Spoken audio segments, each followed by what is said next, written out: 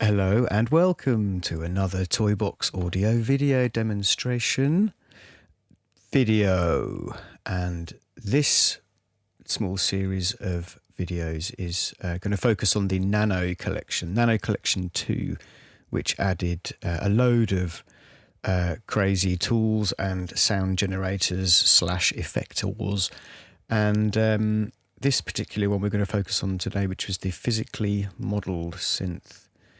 In principle, physically modelled instruments aren't like regular synthesizers. They use maths to simulate the real world, which is kind of what this one does. They tend to consist of an exciter, which can be like a modelled kind of something like a hammer, or the sound of like a bow on a string, or a stick on a drum, or things like that. And that's kind of, there's maths used to describe that. And in many situations, it just ends up being a sample that is triggered to stimulate the resonator, which is the bit that makes the sound. Resonators, in this particular situation, are a load of kind of bandpass filters, highly resonant bandpass filters, spread across the frequency spectra in various weird ways, which I will demonstrate to you now. So what we've got in this particular little synth here is the style, which consists of the exciters. There's 8 exciters we can go through. So by default, that's a default sound. We're going to turn off the reverb at the bottom. So that's the starting sound. What we're going to do is set everything to 0. Set the resonance, which kind of is how much the resonant board is resonating. I'm going to set all these to 0 so we can just hear the source exciters, which range from things like little knocks, little popcorns,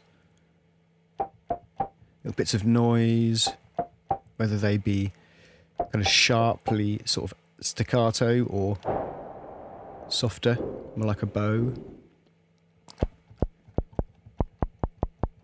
more kind of poppy noises. Obviously these by themselves don't appear to be that useful.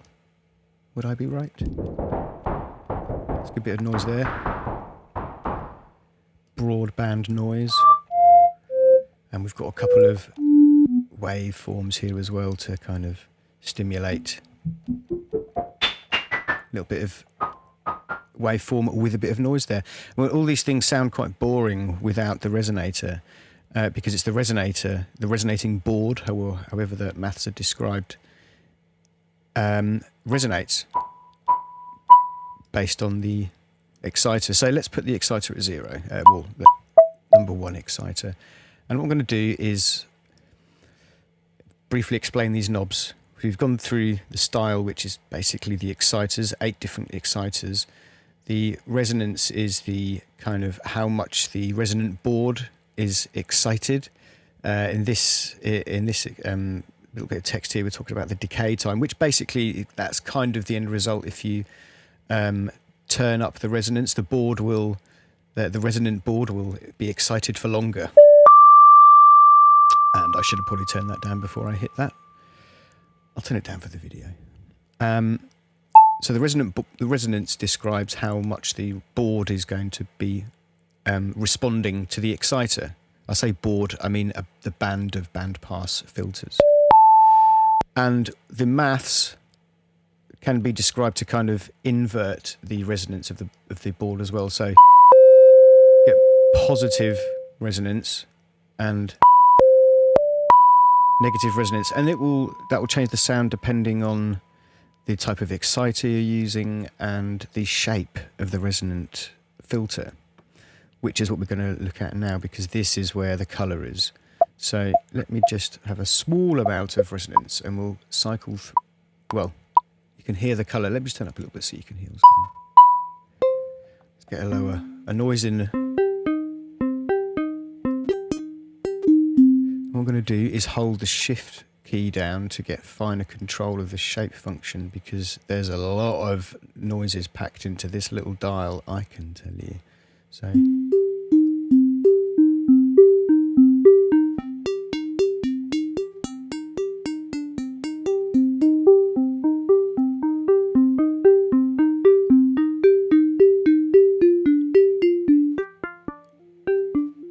Can you hear? It's there's a vast chasm of various noises hidden in this shape knob.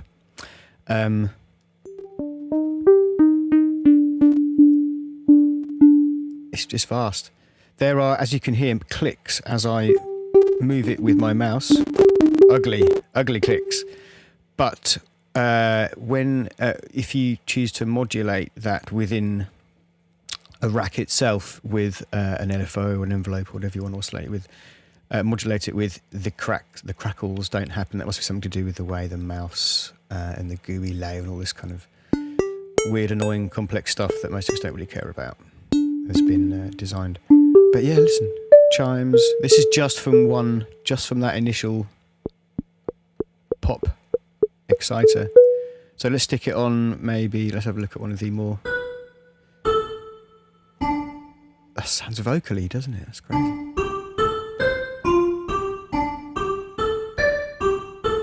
So the shape, glassy, woody, pipey, fizzy. Ooh. Ooh. Oh yeah, crazy. You know, you can hear what I can hear. There's just mad noises, and this all we've looked at is 2 exciters and this the shape knob, which is just all these resonant signatures. Like log drum, one of those pipes with a flappy plastic on the end of it. Okay, so the shape knob describes the resonant kind of shape, I suppose. So it ends up sounding like the thing that that it sounds like a bit of glass or a bit of wood or something. The next knob down here is spread, and what this does is spread the bandpass filters that are the filter, the spectral shape of the resonant board. And you can hear it's like that thing's going up, and you can still hear one at the bottom, which is the kind of fundamental style, the fundamental exciter.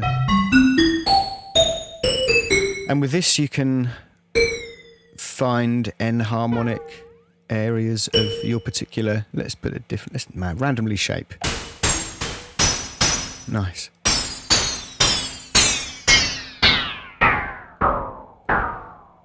And on the far left of this knob, you basically collapse all the bandpass signals into a one note, so they're all the same. So it just sounds like it's a load of sine wave, basically. And you spread them out.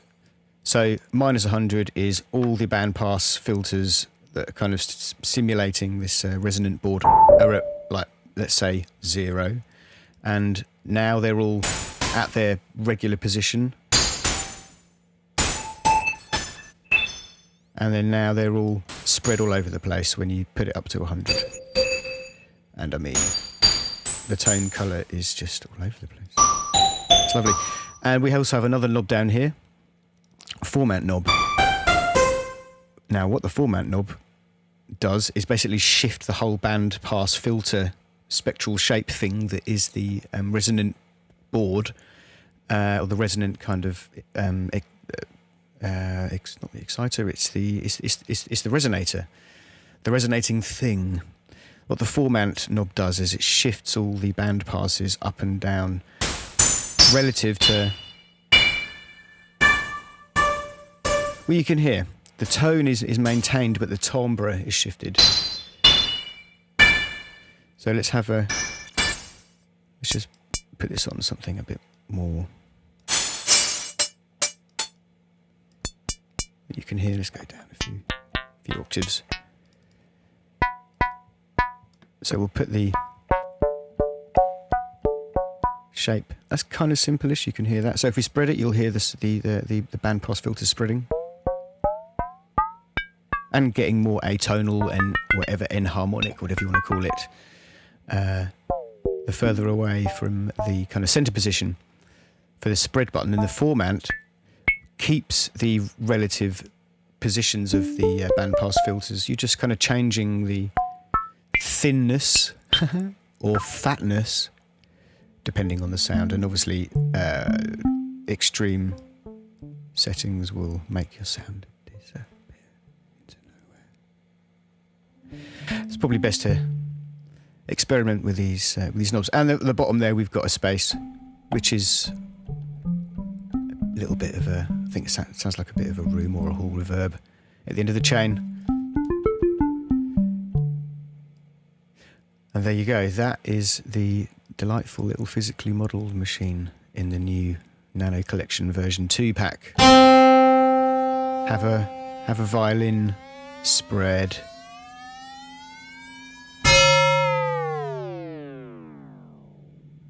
Okay, thanks for watching.